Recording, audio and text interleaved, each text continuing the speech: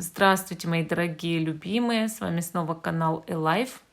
Сегодня у нас с вами будет интересное гадание. Но сейчас святки, конечно, там до 19 января можно интересные всякие гадания делать. И вот сегодня послание Ориши для вас. Вообще, конечно, тут уже идет смешение всех религий и культур.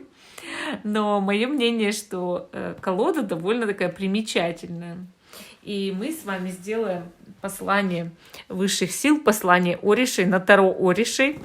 Вот, сами знаете, да, что это у нас африканское направление. Но она такая, знаете, совершенно нестандартная эта колода. Я думаю, что многие ее помнят у меня на канале, да, и мое мнение, что ее иногда-то нужно показывать снова, да, использовать эту замечательную колоду. Так что давайте вот мы сейчас с вами тоже размешаем карты и посмотрим. Да, послание Ориши для вас. У нас с вами будет 3 позиции. Видео всегда актуально в момент, когда вы его смотрите. Даже если оно записано много лет назад, вы его нашли на просторах интернета. И значит, оно актуально для вас прямо сейчас. Послание Ориши для вас, послание высших сил. Можно сказать, послание Вселенной, да, самой Вселенной.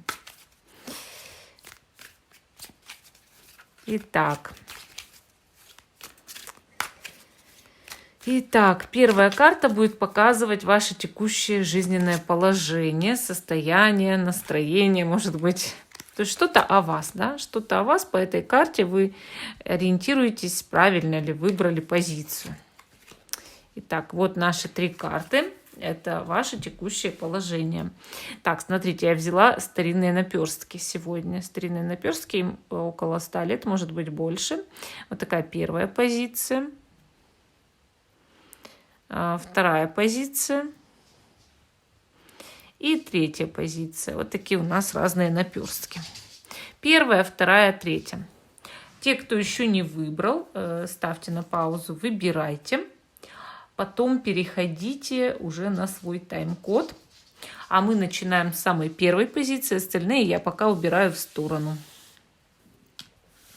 Послание Ориши для вас. Послание Вселенной. Итак, давайте начнем с нашего первого наперстка.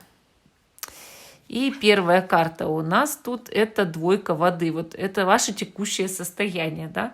Двойка воды. Ну, вы же понимаете, тут морские коньки, они друг на друга так смотрят, тут прям как 2 половинки вот одного целого, можно сказать. Прям любовь любовная, да? Вот. И, естественно, это человек гармоничный, это человек в кого-то, может быть, влюбленный. Также в таком человеке могут гармонично соединяться мужская и женская энергии, инь и ян. И, соответственно, это верный человек. То есть вы верный человек, вы добрый человек. Вы человек, который умеет с людьми договариваться. Да? Вообще сама по себе карта говорит о том, что вы на пороге союза или уже в союзе находитесь. И вы на пороге какой-то радости, радостного события в жизни. Вообще сама по себе карта может даже говорить о том, что кто-то поклянется в скором времени вам в любви. Именно уже эта клятва внутри человека есть на самом деле. Да? Клятва в том, чтобы любить вас вечно. Вечно, может быть, даже сквозь жизни. И, соответственно, этот человек может произнести эту клятву вслух в очень скором времени. Понимаете, о чем я? То есть карта-то, она вот такая еще знаковая. Она знаковая. Тут не просто вашу доброту показывает и там союзность, да, дружелюбие. Нет, она еще может показывать вот именно что кто-то поклянется вам в любви и внутри себя уже поклялся. Кто-то любит вас искренней и чистой любовью. Хорошо, давайте посмотрим послание Ориши для вас. Я вытащу 3 карты, и мы их потихоньку будем разбирать, что вам хотят сказать высшие силы, Вселенная. Сама Вселенная разговаривает с вами, да? Так, двойка воздуха. Кто бы мог подумать, товарищи? Эти карты вам ничего друг друга как-то вот не напоминают. Ну, заметили, но это же совсем идеально совпадающие карты. Конечно, тут высшие силы, Вселенная, Ориши говорят вам, что вас кто-то любит, это союз, да, или вы движетесь сейчас вот по жизненной траектории, по жизненному пути, по этим рельсам неизбежно к союзу. Дальше у нас туз Земли. Но кто бы мог подумать, какие карты, да, какие карты вам падают. Туз Земли, ничего себе. И следующая карта — семерка воздуха. А смотрите, на семерке воздуха, да, у нас птенцы в гнезде. Это что же получается? Поженились, в союз, да, вступили, денег подзаработали, завели детей. Ну вот я больше даже по-другому. Ну как здесь еще эти карты, да? Самое простое трактование. Ну хорошо, давайте анализировать, что еще тут могут сказать Ориши.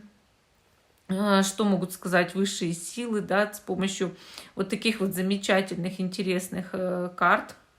И начнем мы с двойки воздуха, да, то есть все-таки карта такая лебеди, это лебединая верность, слышали, наверное, да, еще лебединая песня есть.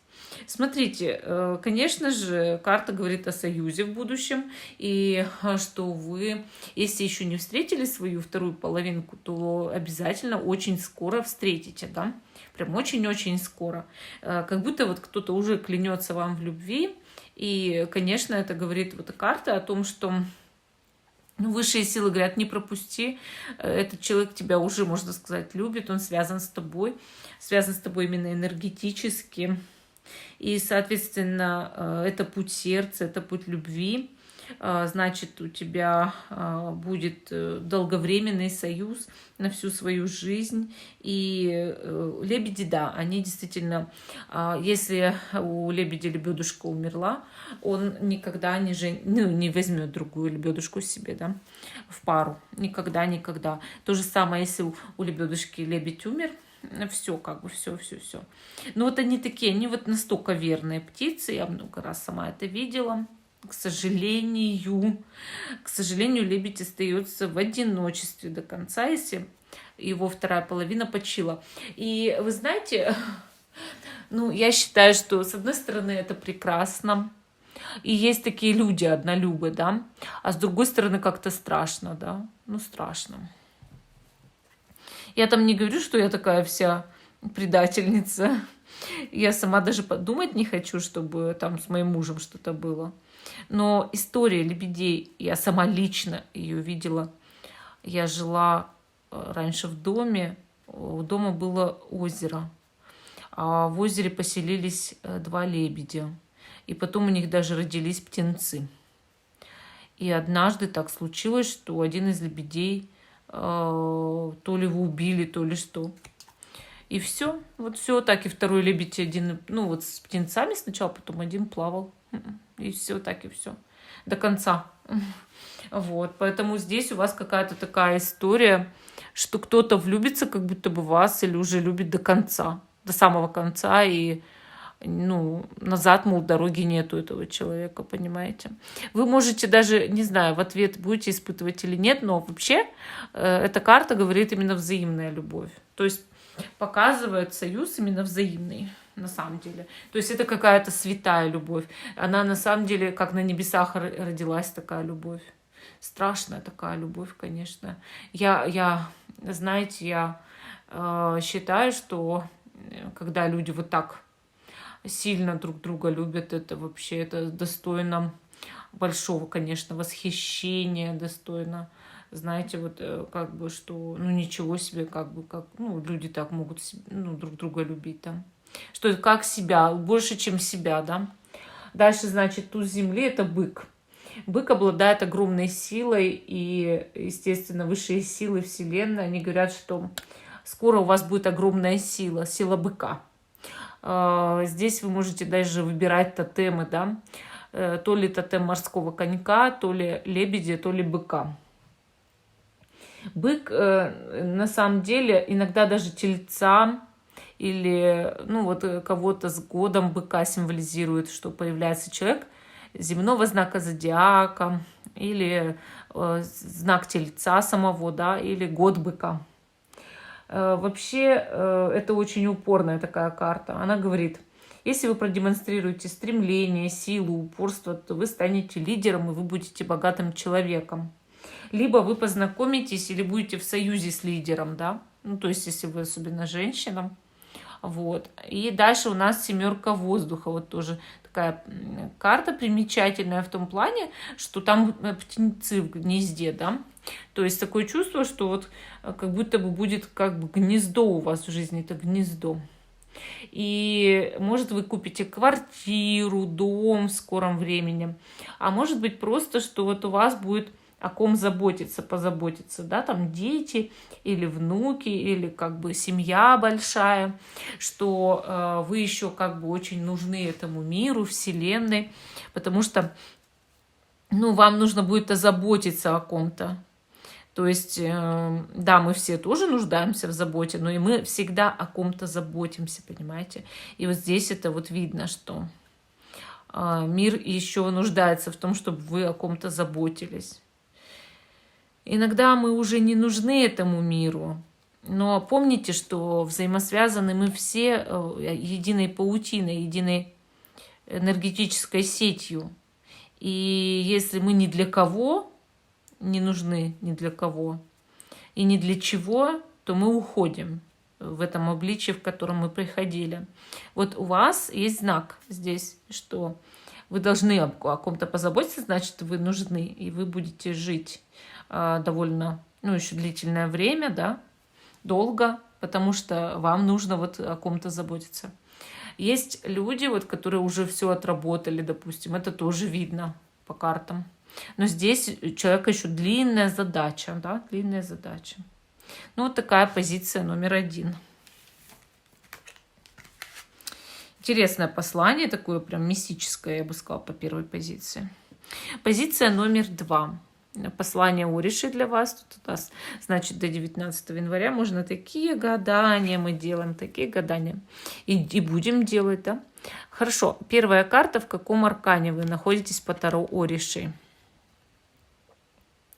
5 воды. Он понадеялся, да, что ветка его выдержит. А она нет, она ломаться начала.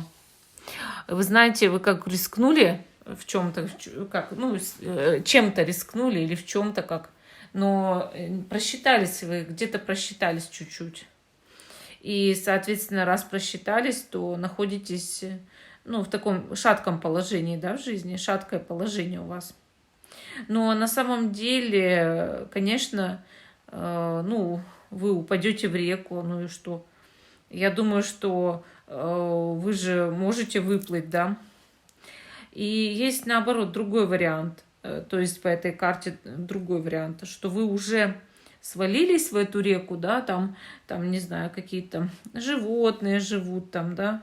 Вы не хотите там быть, река бурная, она вас унесет, там крокодил может быть, да. И вы хватаетесь за сломанную ветку, чтобы вытащиться оттуда. То есть, понимаете, вот как последняя возможность, которую вы используете, чтобы вытащиться из какого-то кризиса в жизни, да. То есть, что там у вас есть кризис сейчас, печаль, переживаний очень много, трудностей. Вообще, карта может показывать человека, который, ну, не знаю, взял, развелся, например, да, и хватается за последнюю надежду, чтобы стабилизироваться, там, как-то, да, пытается выбраться из кризиса. Заболел человек, пытается выбраться, чтобы выздороветь. Значит, может быть, с работой проблемы, да, то есть человек начинает как будто бы вот всячески вертеться, крутиться, да, чтобы не попасть в самую яму, вот, ну, не унес бы его бурный поток вот этой реки. И также точно, вот если вы рискнули, а у вас, вы просчитались, да, ветка сломалась, ну, вы же только в воду попали. То есть нужно понять, что даже если вас унесет река, это не значит, что вы помрете, да. вы все равно когда-то эта река остановится где-то, и вы на берег выплывете, или будете грести. Ну, то есть где-то какие-то выходы все равно здесь есть. То есть это не какое-то совсем безвыходное положение. Хоть у вас сейчас что-то и не так, да, если вы себя узнаете, смотрим дальше. Если у вас что-то и не так, но это не значит, что оно никогда не кончится. Понимаете? Хорошо. Давайте, значит, посмотрим послание Ориши для вас.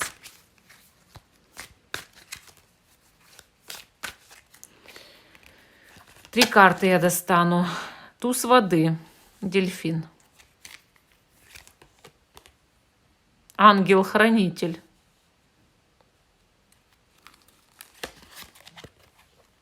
Двойка огня. Какие у вас интересные карты выпали.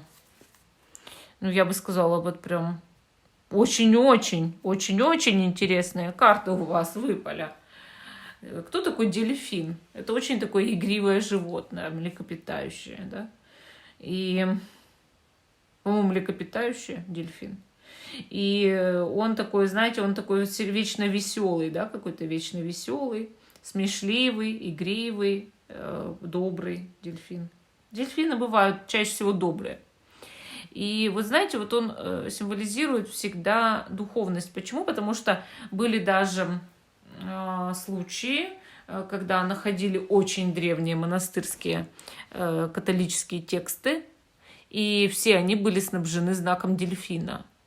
Самое это интересное. То есть он символизирует духовность. И по сути дельфин — это символ христианства даже. Рыба вообще символ христианства. А если смотреть на восток, то это символ богатства, да, богатства. И вы знаете, вот туз воды, он тоже показывает, что у вас в жизни вот приближается какой-то новый этап, и он повлияет как на ваше сознание, да, на вашу духовность, так и на ваше материальное положение.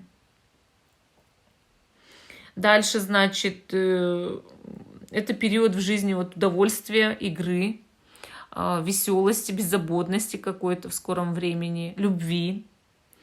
Вообще дельфины, они на самом деле такой вот признак, да, что вы все-таки будете в команде в какой-то, да, в команде или с человеком, что они как стаи живут, они друг друга не бросают, так и вас никто не бросит вот в будущем. То есть у вас будет опора, поддержка.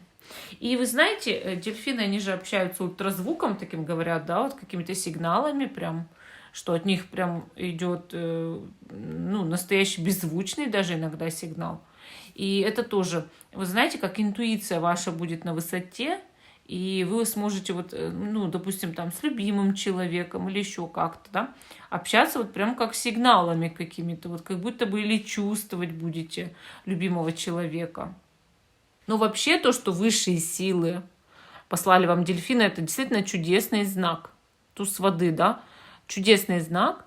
И да, вы выберетесь из этой реки бурной, где вы за палочку за сломанную держитесь.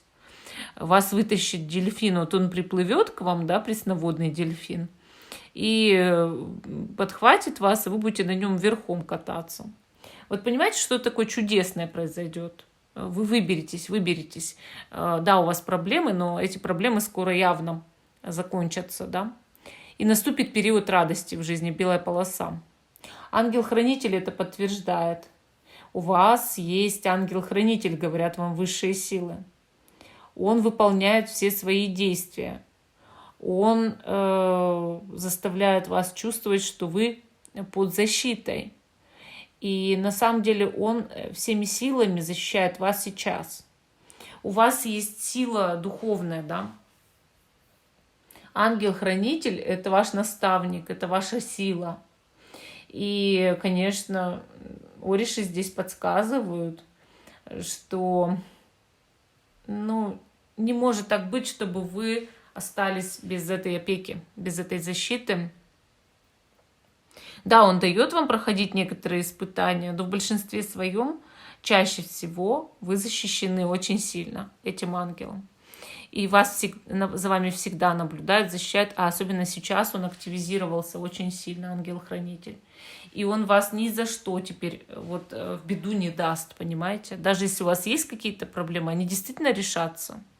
Поэтому вам не стоит сомневаться и бояться, да, а вам стоит вот это вот осознать, что у вас есть кому помолиться, у кого попросить, чтобы вы были под защитой высших сил. Просто поговорите с вашим ангелом. Вам нужно с ним научиться брать и разговаривать, потому что он нуждается в вас так же, как вы в нем. И если вы его будете, бросать, да, постоянно бросать, не разговаривать с ним, обижаться на него, ничего хорошего из этого не выйдет. То есть помните, что ангел, он отвечает вам. Он именно вам отвечает.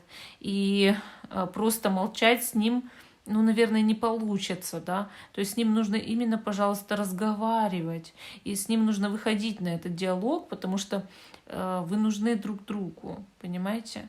Поэтому мое мнение здесь, что вам нужно вот это вот вспомнить, что у вас есть этот ангел, просто вспомнить. А он у вас правда присутствует, и он хочет, чтобы вы о нем помнили всегда. Дальше, значит, двойка огня, смотрите. Тут у нас лев и львица, да, видите? Лев и львица, они охраняют вход. А вход этот в большой храм. И, львица, она символизирует чувства, а лев – действия, да, поступки. Храм, он не принадлежит к определенной религии. Он принадлежит всем религиям, всем абсолютно в мире религиям. И он также посвящен нашему мышлению, нашему разуму. Вы знаете, во многих культурах есть животные, которые охраняют вход куда-то, да, то есть статуи этих животных. Это, знаете, создание такого энергополя, силового энергополя. То есть символы этих животных создают силовое энергополе. Вы знаете, эта карта, она показывает вам, на самом деле, да, что у вас есть защита. То есть вход в ваш храм защищен силой льва и львицы. Также высшие силы здесь хотят сказать, что нужно, чтобы было единение ваших чувств и вашего разума вместе. И также как будто бы ко всему нужно подходить интуитивно и логически, да, чтобы принимать вовремя решения. Если вы будете принимать решения, вдумавшись, то у вас неверных решений не будет. Понимаете, не будет. А вообще вход куда-то, да, вход. То есть символ еще в том, что открывается какой-то путь, какая-то дорога. И, как вход в святилище, да, то есть вы войдете в святая святых, в храм всех религий. И вы поймете, что Бог один на всех. Неважно, какая религия, да, люди же придумали религии. А Бог, он все равно один. Разве у нас много богов? Нет, у нас один Бог. Вот такой ответ по второй позиции. Вообще очень интересная тоже позиция получилась, если честно. А мы идем к третьей позиции. Третья позиция, значит, да, совы. Давайте посмотрим первую карту, в каком аркане вы сейчас находитесь. Ой, четверка огня, смотрите. Путники, да, идут. Они идут к берегу моря, по пустыне. Так получается. Такие они вот одеты вот в эти вот одежды такие белые, да, чтобы путешествовать по пустыне. Я так это вижу. Получается, есть у вас в жизни соратники, есть близкие, может быть, команда, семья. Но пришлось пройти тяжелый путь. Пришлось пройти, однако вы уже видите море. То есть вы уже пришли к чему-то в этой жизни, да, вы к чему-то уже смогли прийти. Это важно, что вы к чему-то смогли уже прийти, да. Потому что многие люди долгое время в жизни не получают больших результатов. А вы вот уже начали получать какие-то результаты в своей жизни. По сути, карта может показывать единство, да? Единство с кем-то у вас. И, естественно, это единство дает силу. А вот без этих людей, без окружающих, вам сложнее, гораздо сложнее. Вы сейчас не одиночка, вы сейчас командный игрок. И также карта показывает, что вам идут блага в жизнь, помощь, сотрудничество. И вам нужно быть благодарными. Третья позиция – благодарными за то, что у вас есть в жизни. Вот я как считаю, что если у вас еще нет вот этого единства, да, нет этого дара и нет благосостояния, то будут. Вот вы на пороге этого. Благодарите обязательно. Благодарите, что вам это дается, потому что это очень такая благословенная карта.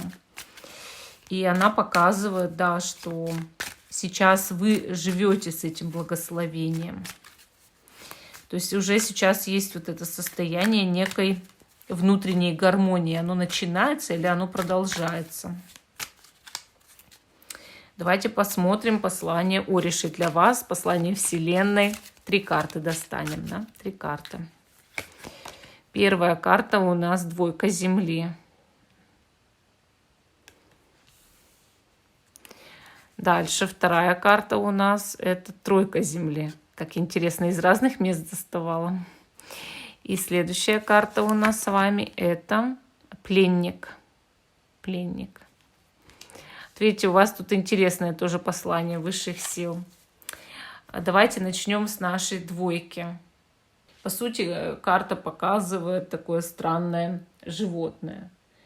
И, в народах, да, в Африке, это же африканское таро, есть поверье, что это животное не питается мясом, а питается фруктами, растениями.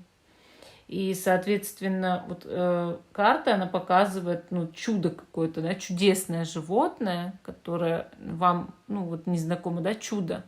И вам явится какое-то чудо. То есть высшие силы, Ориши, они хотят сказать, что вы скоро столкнетесь с чем-то совершенно, нестандартным, что ли. И как будто бы с чем-то таким необычным, что очень вас удивляет, вот прям очень удивляет. Также карта показывает, что некоторые вещи как будто бы невозможно объяснить логически или научно, а только просто наблюдать их, да, и поверить в то, что они существуют. То есть с вами произойдет нечто такое, что вы поймете, да, что Бог есть, потому что это чудеса происходят. Но никогда не сможете логически или как-то объяснить эти чудеса, да, которые с вами будут происходить. То есть вот что-то совершенно такое необычное, но доброе. Как это животное, которое не питается мясом, а питается только фруктами и растениями, да, так же, как и наши жирафы, кстати. Вот это не опасное, это доброе, что-то будет доброе, да. Но в любом случае это меняет вашу жизнь и ваше представление о жизни. Следующая карта тройка Земли. Здесь мы видим жирафов. Жирафы – это спокойные животные, очень спокойные. И хоть они и огромные, но они действительно не агрессивные. И получается, что вы можете встретить очень спокойных людей или спокойного человека, с которым будете довольно долго общаться, да, продуктивно общаться. Возможно, это человек знака Земли. А может быть, просто тотально спокойный человек любого знака. И, соответственно, также эта карта показывает, что в будущем, в каком-то недалеком будущем у вас появится сбережение. То есть эта карта, она всегда говорит о том, что человек может заработать себе так, чтобы у него появились накопления, сбережения. И да, это вы с кем-то спокойным будете общаться, да, и также вы попадаете в поток изобилия. Кстати, бывает такое, что ты знакомишься там для дружбы, для сотрудничества, для любви с спокойным человеком, абсолютно спокойным, тотально спокойным человеком. И он тебя как-то вот так успокаивает настолько, что ты собираешься, да, с мыслями. И действительно начинаешь больше как-то и быть продуктивным в жизни, и зарабатывать. Человеку нужен человек. Вот вы, я еще раз повторю, вовсе не одиночка сейчас. Вы именно командный игрок, да. И мы увидели здесь совершенно точно, что вам для того, чтобы вас простимулировать, нужен вот какой-то, как, ну, гирька, да, это называется. Грузик, да, грузик. Это человек, который приземляет, человек, который успокаивает, человек, который делает так, чтобы вы не психовали, не нервничали, а именно в любых вопросах принимали хорошие, правильные, взвешенные решения и без импульсивности какой-то. Вот в этом суть здесь. То есть, ну, бывает такое, что нам нужен такой вот уравнитель, да. Следующая карта пленник. Вот смотрите, мы видим здесь, что раба привязали к столбу. Вообще, сама по себе карта показывает, что у этого человека, значит, был выпад какой-то, да. Ну, то есть, просто так раба к столбу никто никогда не привязывает. Его привязывают за то, что он выступил. Ну, то есть, он выступил против рабства, или он выступил против бедности, или не захотел работать, выступил, да. И, соответственно, это очень сильная карта. Пойти против всех человеку слабому не суждено, только сильному. Карта показывает действительно появление кого-то сильного в вашей жизни, но это бунтарь. То есть человек, который может сказать, да, то есть у вас будет спокойный человек в жизни, который вас уравновешивает, и будет знакомство с человеком, бунтарем, который идет против любой системы. Конечно, каждый из них, из этих людей, соратников, по-своему хорош. Потому что, ну вот пленник, он тоже вот в чем-то хорош, да, он тоже в чем-то хорош. Он может, допустим, показывать вам, что такое настоящая свобода слова, мысли, может научить каким-то вещам, там, как лидер, да, любой лидер может научить каким-то продуктивным вещам или показать свой талант. Но да, у этого человека трудная судьба, и он не раз был наказан за свои слова и за свои действия. Вот. То есть это два противовеса, два абсолютно противоположных человека. Они появятся в вашей жизни, и, соответственно, вы будете видеть перед собой два ярких противоположных примера и будете знать, как вам поступать, да? То есть как вам нельзя поступать, как вам можно поступать, и как вам поступать средне, да, чтобы и там было хорошо. Но оба эти человека чему-то вас явно научат, да. И вы поймете, как быть со своей стороны гармоничной личностью. Это очень-очень дорогого стоит. Ну, вот такие у нас были 3 позиции. Всем спасибо за внимание. Жду, что вы продолжите смотреть мой канал. Ставьте лайк этому видео. Пишите свое мнение о Таро Ориши. Насколько вам нравится эта колода. Всем пока и до новых встреч.